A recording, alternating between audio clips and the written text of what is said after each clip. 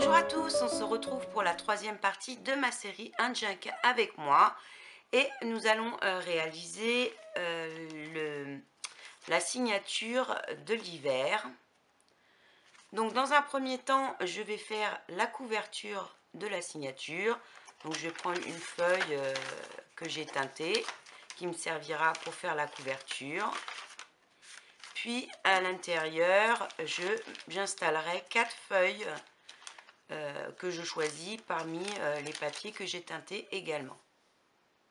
Donc nous allons commencer par la vidéo process de la couverture. Je le mets en vidéo process parce que c'est plus confortable pour moi pour travailler. Donc je vous mettrai les commentaires dessus. Puis après, on se retrouve pour faire l'intérieur de la signature. Donc c'est parti pour le premier livret, celui de l'hiver.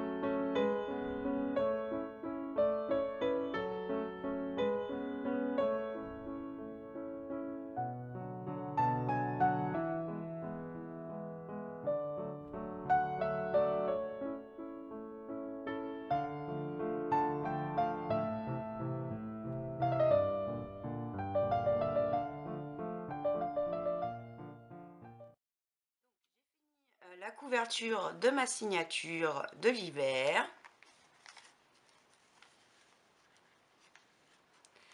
Je vais pouvoir m'attaquer à l'intérieur. J'y ai placé 4 papiers teintés que j'ai choisi parmi tous ceux qu'on a fait dans la vidéo 1. Et donc j'ai réfléchi déjà à comment j'allais organiser cette signature, sachant qu'on souhaite faire un agenda, un junk agenda.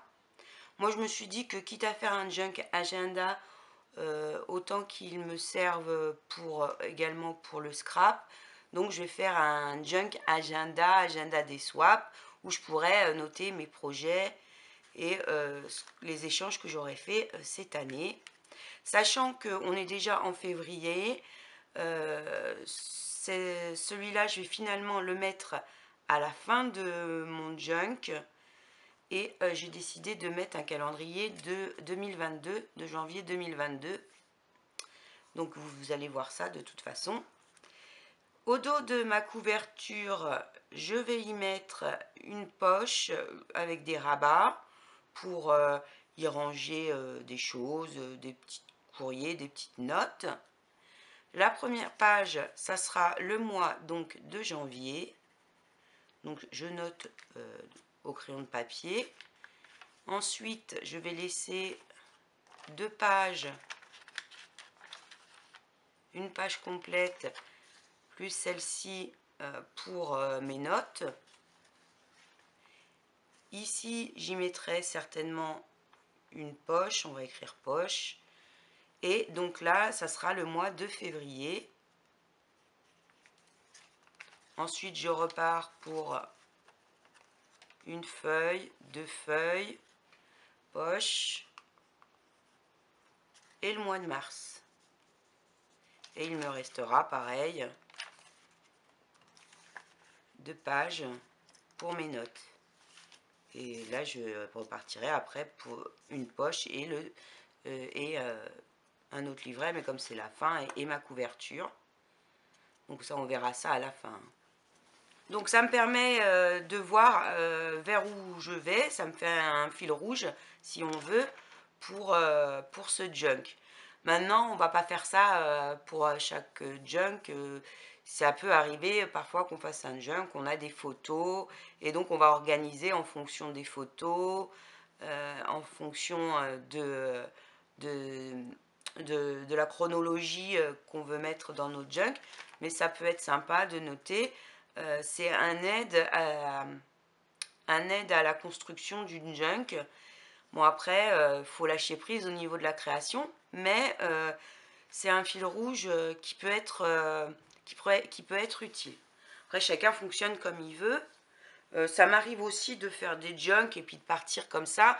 Et au fil de la création, bah, j'organise mes pages après. Ça m'est déjà même arrivé de faire des pages et d'organiser mes livrets après. Chacune, une fois qu'il aura commencé à faire du junk, après s'appropriera sa façon de faire et puis aussi en fonction du projet. Donc, on va commencer pour cette double page.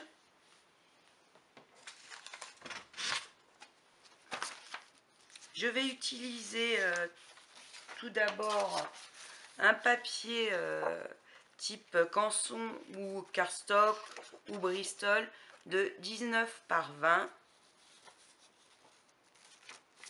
Il me faudra du papier motif, donc celui-là c'est un que j'ai été chercher sur Etsy. J'en utiliserai probablement un deuxième.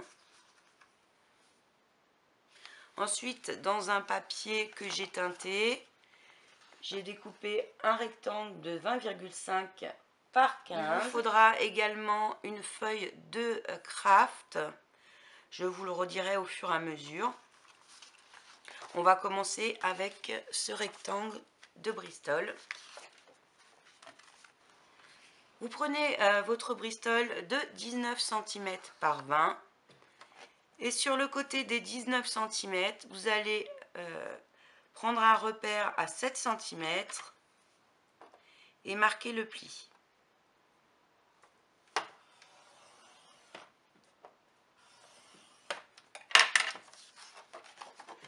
Donc on replie.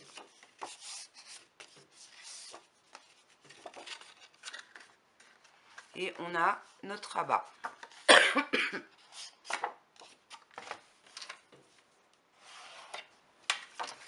Ensuite, on va venir ombrer les bords. Donc sur cette face-ci, en n'oubliant pas la pliure. Ici, ça ne sera pas nécessaire puisque ça sera collé à certains endroits. Sur l'intérieur, on peut ombrer légèrement en n'oubliant pas les plis. Mais ça sera caché complètement cette partie-là avec du papier. C'est surtout celle-ci qui nous intéresse. Donc moi j'utilise de la Walmut Stain. Vous pouvez utiliser l'encre de votre choix.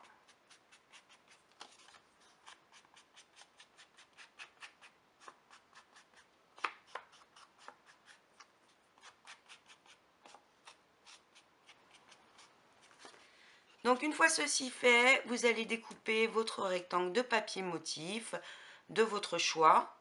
Moi j'ai pris celui-ci, je vous mettrai en dessous dans quelle collection Etsy je l'ai trouvé. Pour découper votre rectangle de papier motif, vous allez prendre votre mesure et enlever 4 mm, donc dans ce sens-ci et dans ce sens-là, afin d'avoir sur tout le tour une petite marge d'environ 2 mm.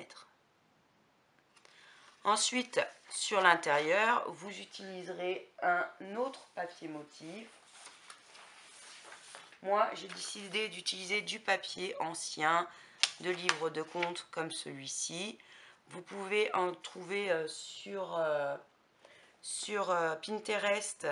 Si vous ne l'avez pas en vrai, vous pouvez le trouver sur Pinterest en téléchargement gratuit. J'ai mis le lien sur le groupe Scrapez-vous. Et donc là, je vais redécouper mon papier pour qu'il rentre complètement sur la feuille sans marge. Donc vous allez obtenir ceci. N'oubliez pas d'ancrer légèrement les bords de votre papier motif. À l'intérieur, je l'ai fait comme ça.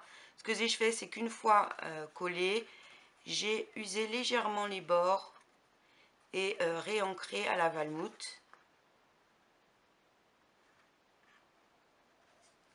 Ici, je vais venir découper et coller un carré de papier motif comme celui-ci. J'essaye de changer le papier.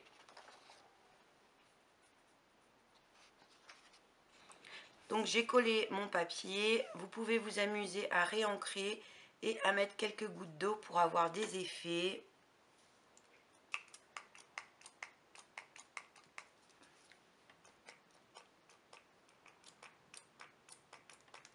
S'il veut bien.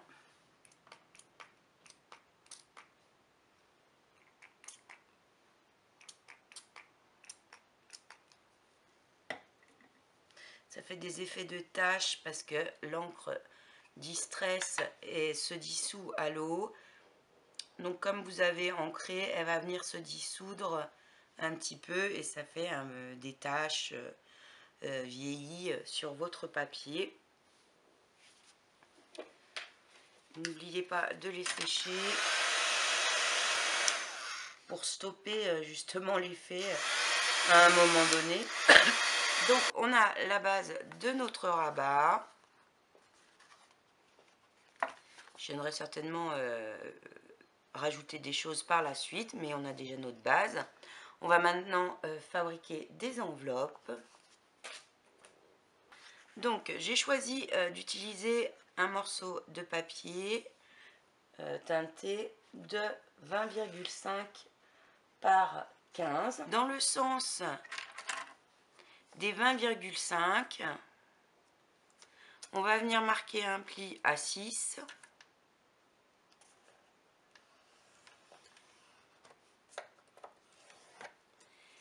Puis à 15,5.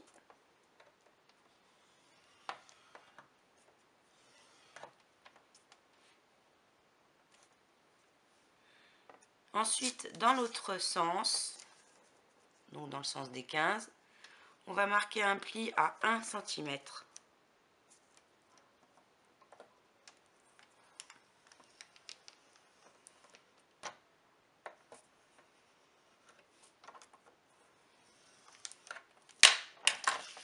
Ensuite, au niveau des plis que nous avons fait sur le côté de 20,5 cm, on va venir tracer des petits repères.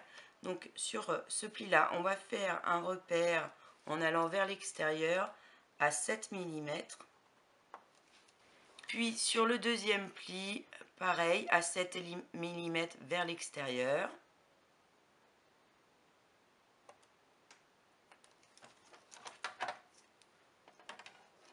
Ensuite, dans l'autre sens, puis des 15 cm, vous allez marquer un repère à 1,5 cm en haut et en bas et tracer une ligne, allez-y doucement puisqu'après on va les effacer, une ligne de repère.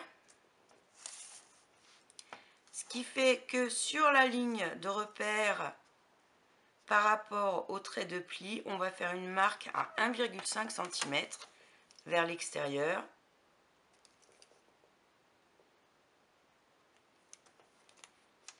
Puis sur l'autre trait de pli à 1,5 cm également vers l'extérieur. Et on va rejoindre nos petites marques. On va tracer les diagonales.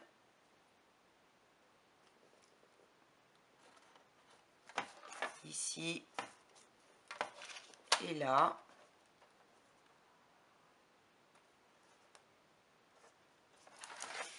Et on va venir découper ces parties-ci.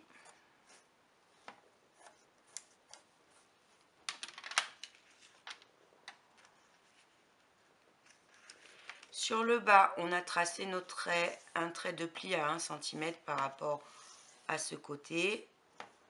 On va venir découper toute cette partie-là, plus un petit biais, puis toute cette partie-là, plus un petit biais. Et donc, vous devez obtenir ceci. On va gommer toutes les petites marques qu'on a fait, les traits, les petites marques.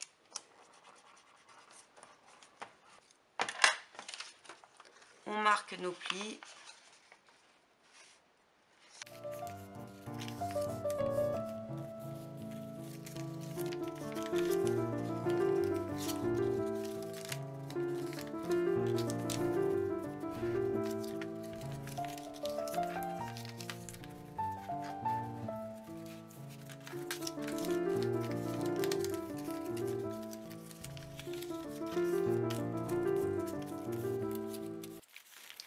On va maintenant coller. Donc on met de la colle sur le rabat du bas, comme ceci et comme cela. Vous pouvez y inclure des choses, de la dentelle, des morceaux de papier, à vous de voir. Moi je vais rajouter un petit peu de papier motif comme ceci. Vous pouvez aussi faire une ligne de couture à la machine si vous le souhaitez. Bon, moi je vais mettre un petit bout du papier motif. D'autres choses viendront s'ajouter, mais par la suite.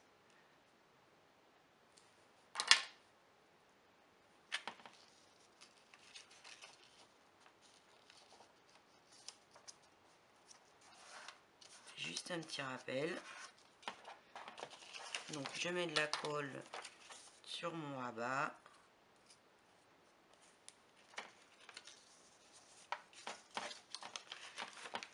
Je colle celui-ci. Puis celui-là.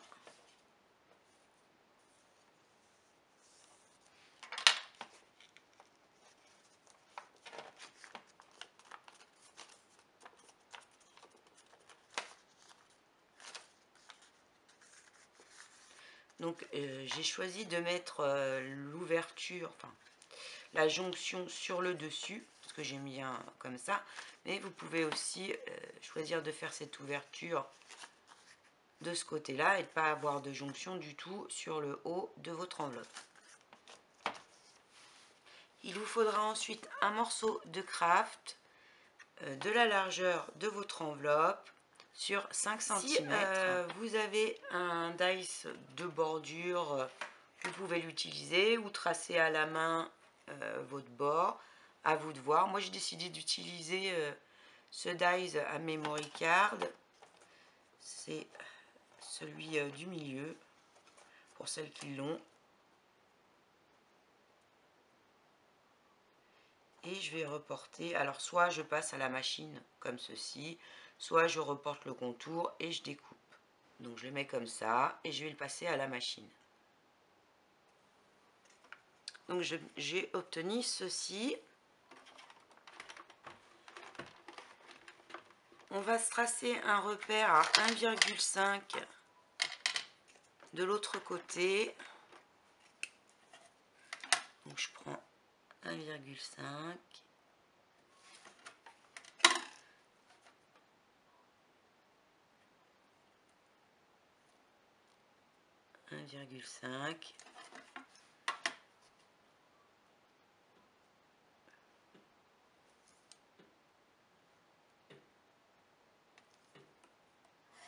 Je trace. Et j'ai décidé d'utiliser un mini classeur d'embossage de chez Action. Du coup, comme ça, tout le monde peut y avoir accès. C'est celui-ci. Si quelqu'un a la référence, mettez-la en commentaire. C'est dans ces types de pochettes avec les petits classeurs d'embossage. Donc moi j'ai sélectionné celui-ci. Je vais venir le placer de façon à ce qu'il soit, que notre repère qu'on vient de tracer soit à peu près 2 mm en dessous, 3-4 mm au-dessous de notre trait de repère. Et je place mon motif d'embossage de façon centrée.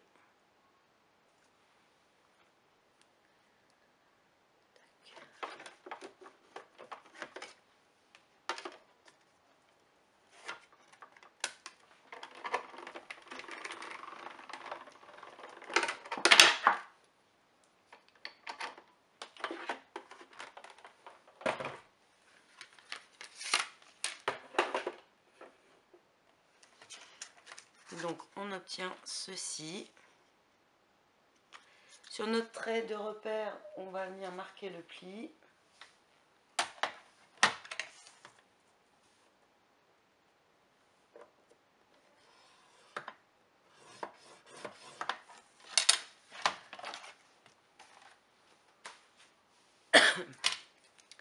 Je le gomme.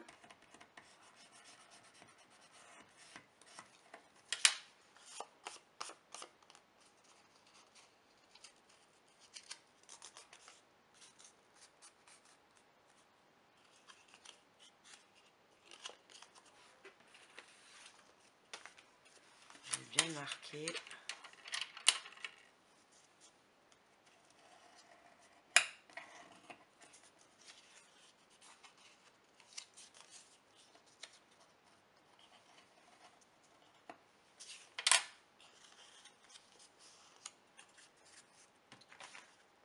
Et il va venir se coller comme ceci.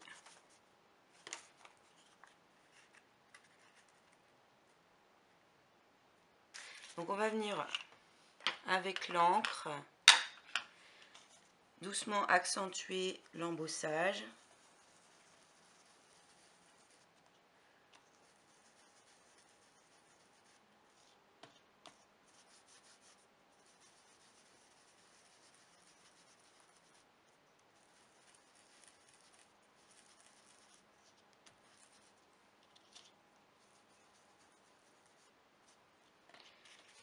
Puis les bords.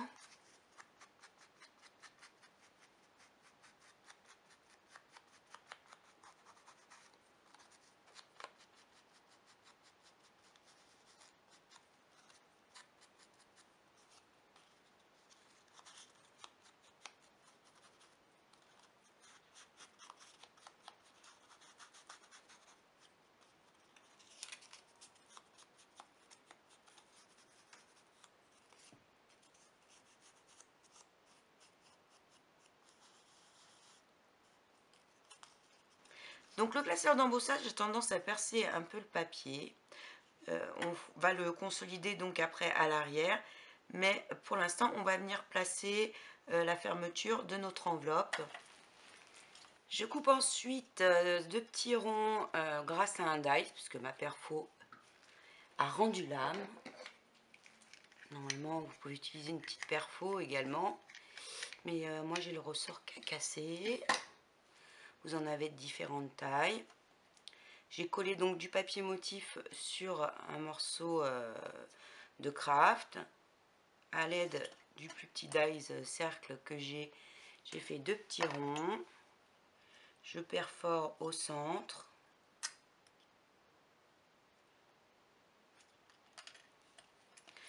Si je fais pas tout tomber.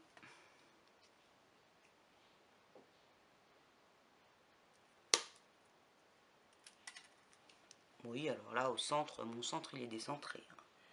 C'est pas grave. On va décaler. Et je vais utiliser une épingle parisienne. Sur le rabat, j'ai fait une petite marque centrée à l'endroit où je voulais perforer.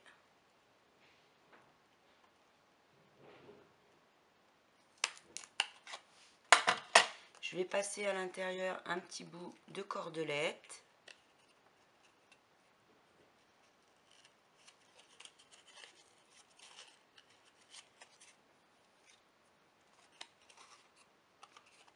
Je l'effiloche au dos pour qu'elle prenne moins d'épaisseur et je viens la coller.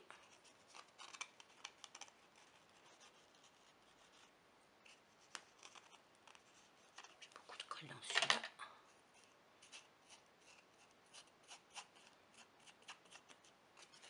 Ensuite, je vais pouvoir venir installer mon épingle.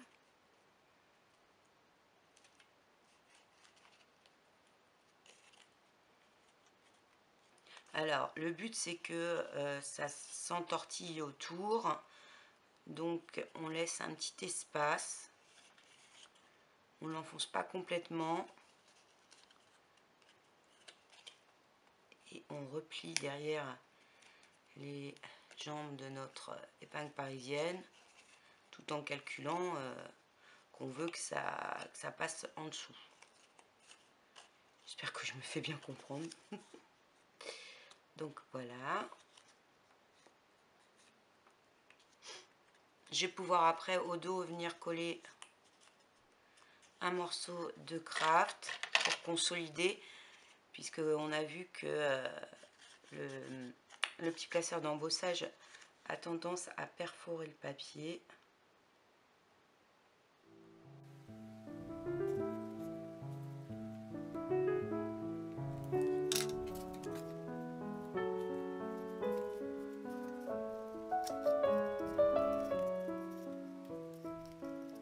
Donc ça sèche. Je vais installer la seconde sur mon enveloppe. Donc je place. Je vois à peu près à quel niveau je vais vouloir la mettre. À peu près là.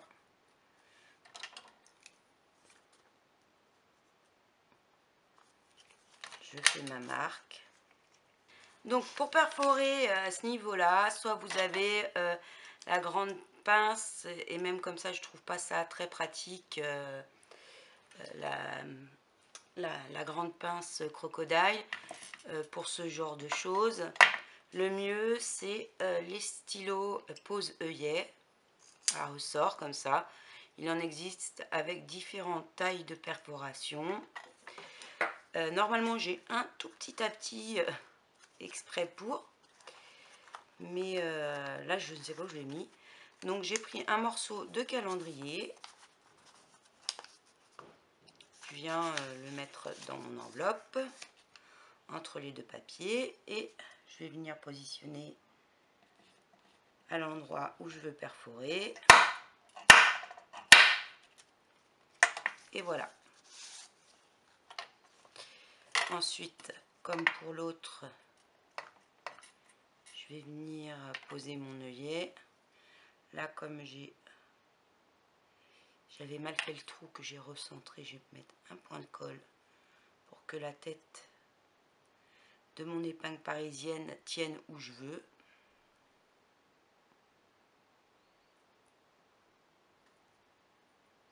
Et je vais venir tout simplement placer mon épingle. Éventuellement, pour être sûr de pas trop serrer, je passe ma petite cordelette et je viens à l'intérieur rabattre ensuite les jambes de mon épingle.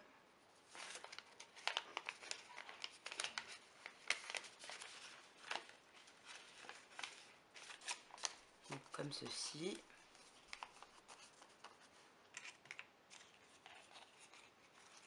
Là, c'est sec, on va pouvoir redécouper ce qui dépasse.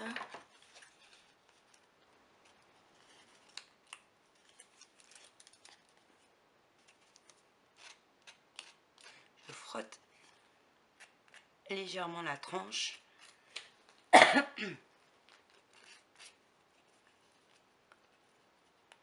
Pour bien que les deux papiers, on ne voit plus la superposition en fait quand on fait ça.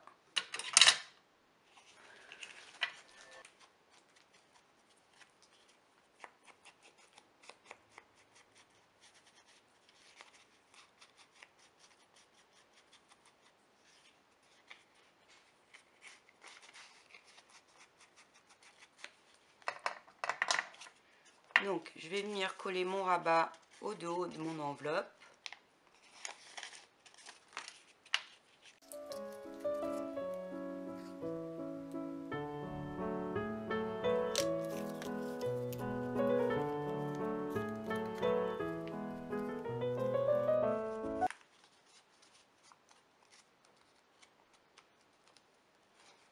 Puis j'entortille ma cordelette pour voir à peu près à quel niveau je souhaite la couper.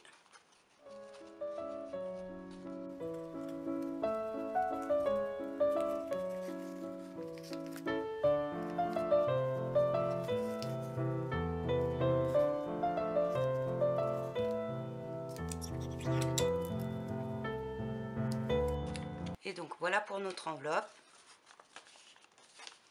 Vous en ferez ensuite une seconde, peut-être dans un autre papier.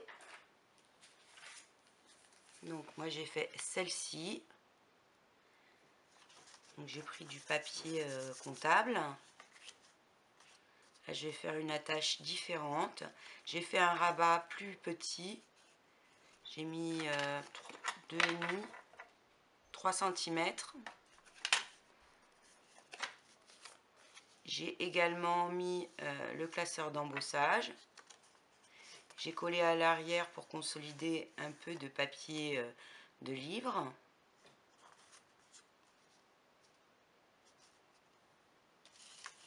Et là, pour la fermeture, je vais faire un peu le même système que ça. Mais je vais utiliser un faux cachet. Donc pour faire ces petits cachets de cire, j'ai utilisé un pistolet spécial cire chaude, mais je n'avais pas de tampon spécial cire qui soit adéquate avec notre thème. Donc j'ai utilisé des vieux boutons, ça le fait très bien. Donc farfouillez dans vos vieux boutons. Et vous pouvez tout à fait remplacer la cire par de la colle chaude. Donc vous mettez un peu de colle chaude, une petite boule de colle chaude, et vous mettez votre bouton dessus, et ça vous donne un cachet. Après, vous pouvez le peindre avec ce que vous souhaitez, à l'acrylique par exemple. Là, je l'ai peint à l'acrylique dans différents tons, et j'ai mis un petit peu de patine dessus. Et c'est celui que je vais utiliser pour mon enveloppe. Donc, j'ai découpé un petit cercle comme celui-ci dans du craft. Je vais venir faire la même manip que pour cela. Je vais perforer au centre.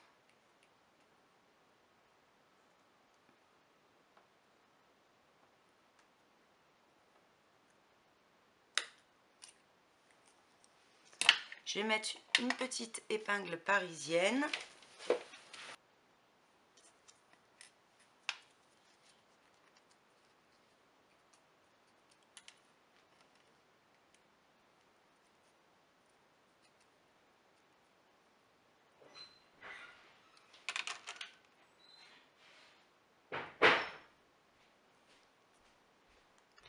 et je vais venir coller par-dessus mon cachet.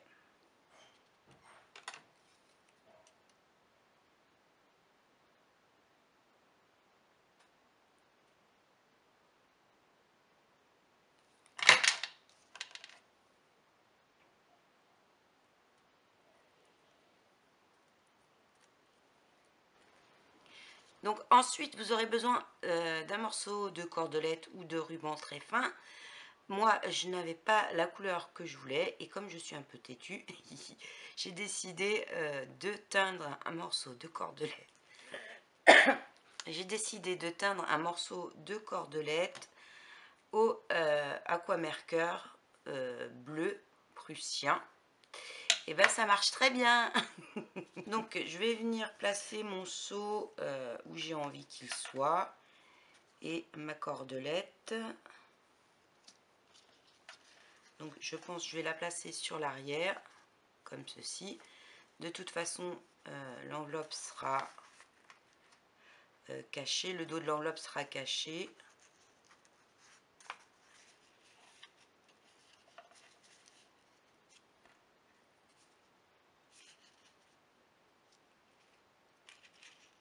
Je vais mettre un peu plus bas. Donc à peu près à ce niveau là. Je mesure la moitié.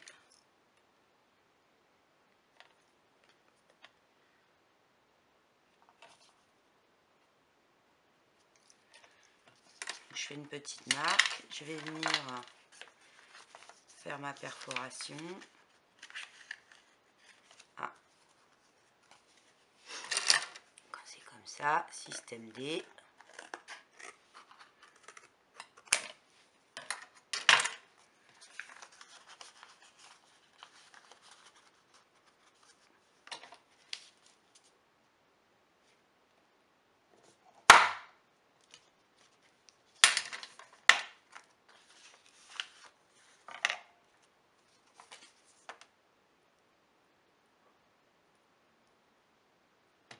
Je place mon épingle parisienne.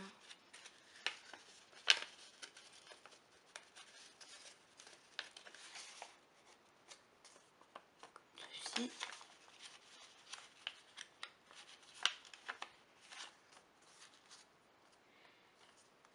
Je vais venir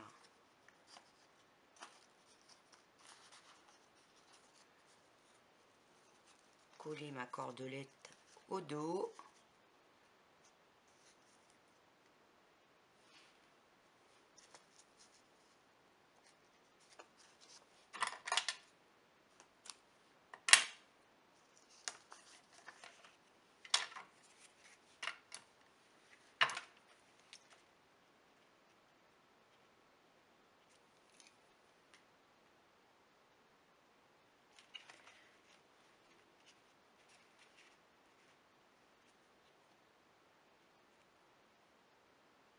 Donc je mesure pour qu'elle soit à peu près à la même distance.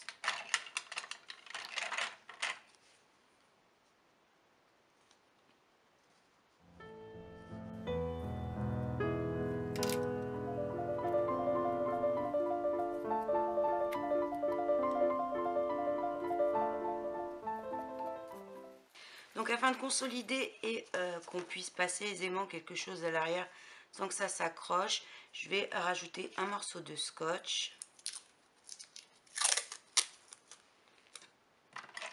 Donc c'est du scotch de peintre. Hein.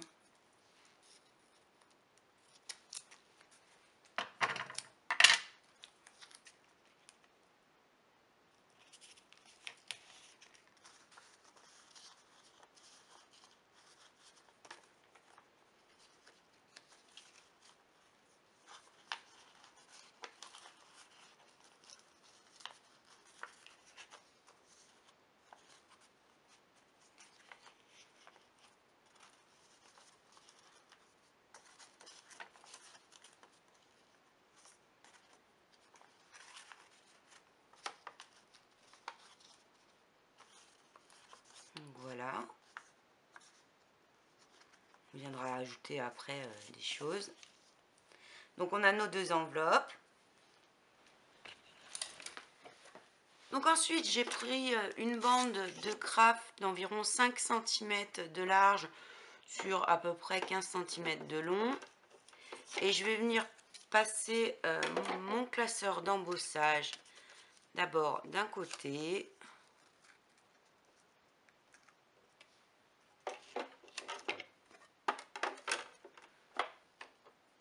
Bon, j'ai pris dans le mauvais sens.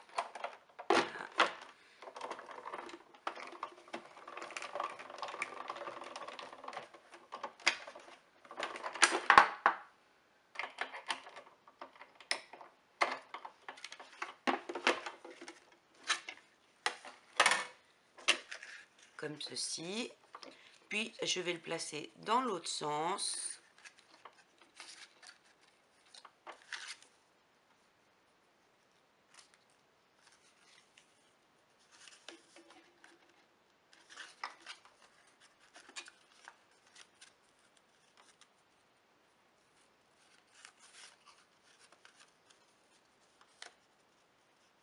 Donc l'idée c'est que les motifs soient en miroir les uns des autres. Donc du coup là je vais recouper ma bande de façon à pouvoir les placer comme il faut.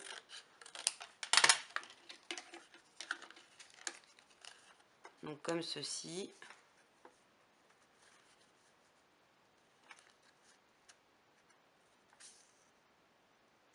Donc ce motif-ci est en miroir de celui-là qui a déjà été embossé.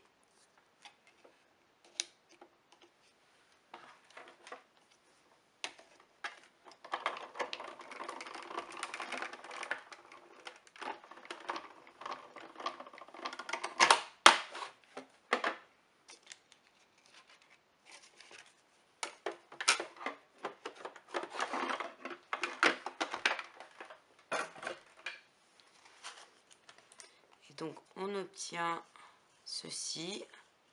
On va venir découper le long du motif.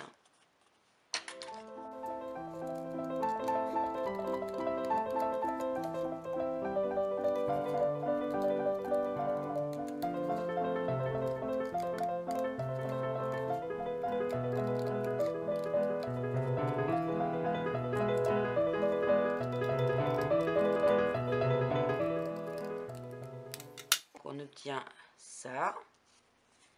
On va replier. Je vais venir ombrer pour faire ressortir les parties embossées.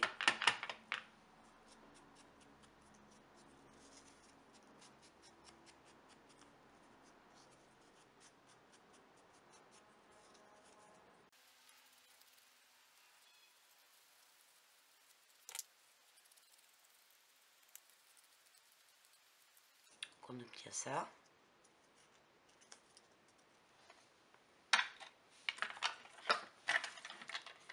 Je vais reprendre ce qu'on a déjà fait. Donc j'ai mon enveloppe qui va venir se coller juste sur deux côtés ici. Et notre petit embellissement qu'on vient de faire viendra comme ceci.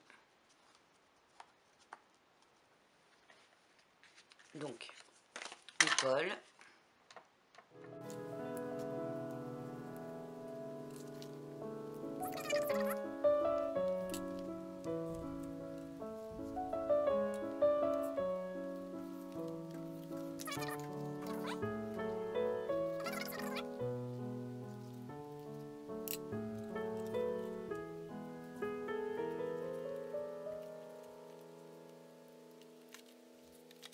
Sur l'intérieur, je vais venir coller tout le long ici un peu de gaze de coton qu'on a teinté.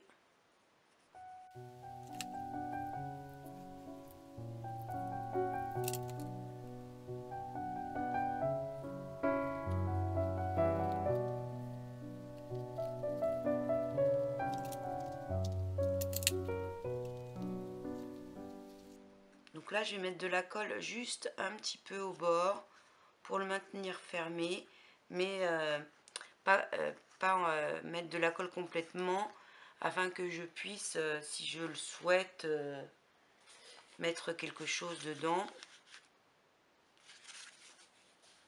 ou enfiler quelque chose par-dessous. Après, enfin, ça me laisse cette possibilité-là.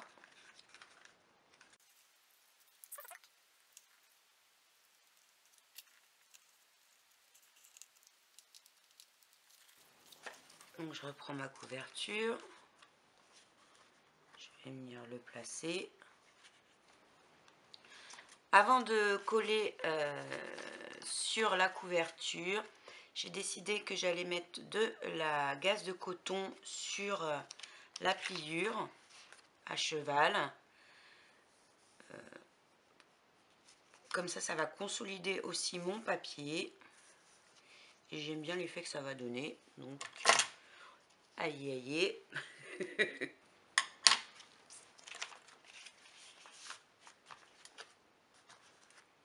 Donc ensuite, je vais venir coller mon rabat. Donc je vais mettre de la colle que sur 3 côtés.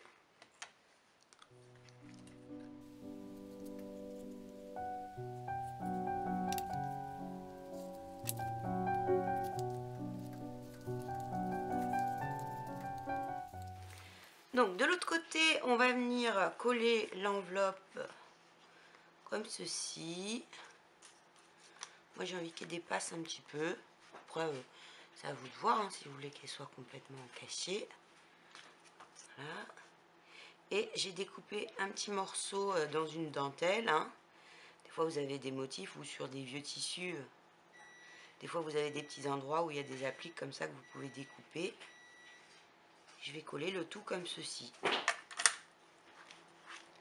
Donc, je colle que la partie qui m'intéresse.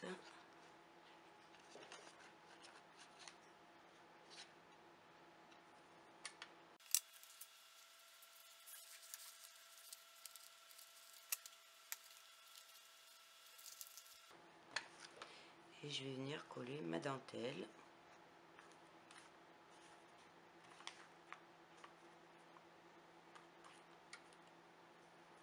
J'aimais bien parce qu'on a l'impression que ça reprend les motifs du papier qui est en dessous.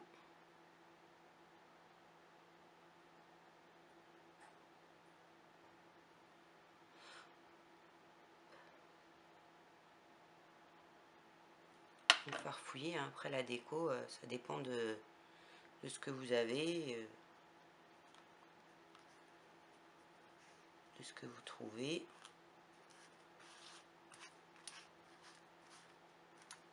Voilà. Donc, notre dos de première page est terminé. Après, je reviendrai certainement ajouter des petits détails. Mais ça, je vous le montrerai à la fin.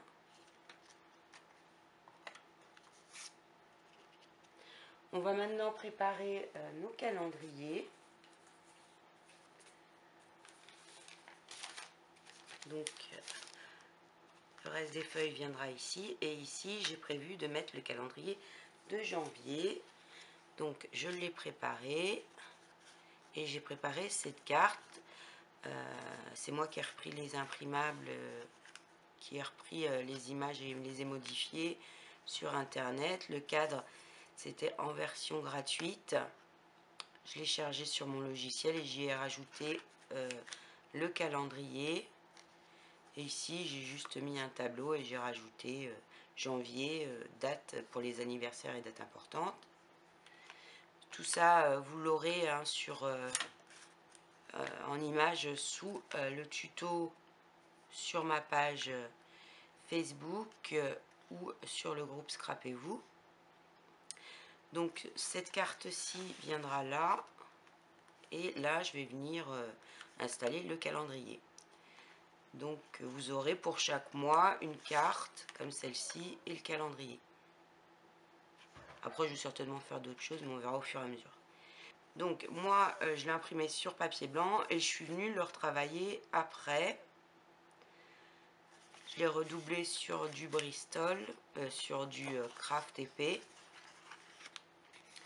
On va venir préparer le calendrier de février ensemble par la suite. Comme ça, vous verrez comment j'ai travaillé cet effet-là. En attendant, je place celui-ci et on va venir placer le calendrier. Donc, j'ai décidé de mapper mon calendrier avec le papier motif que j'ai déjà utilisé dans le rabat. Donc, j'ai pris un morceau de papier en calculant qu'il y ait 0,5 de pourtour. Je l'ai redoublé sur un papier plus épais. Je vais venir user et ancrer les bords.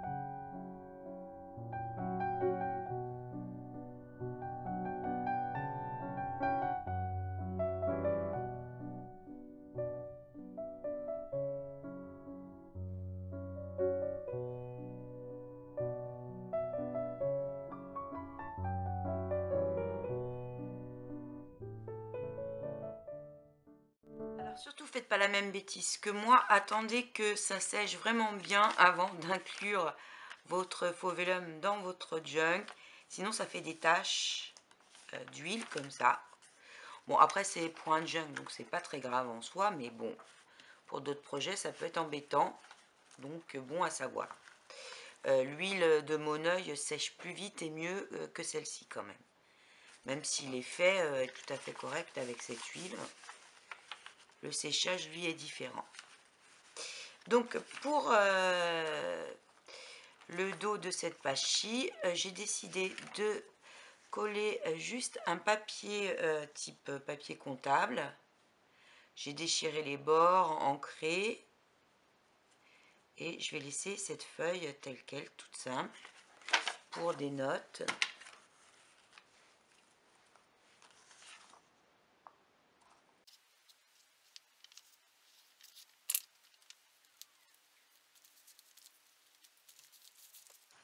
Donc ensuite on a la page de faux vellum. Ici une page, je vais voir ce que je vais faire, si je la laisse simple ou pas. Mais je pense, j'aime bien le motif. Peut-être juste rajouter quelque chose ici. Et les prochaines, ça sera la poche et le calendrier de février. La vidéo est déjà très longue, donc je vais la faire en 2 parties.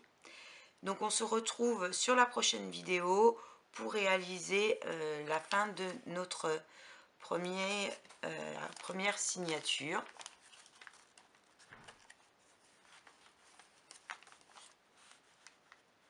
À bientôt!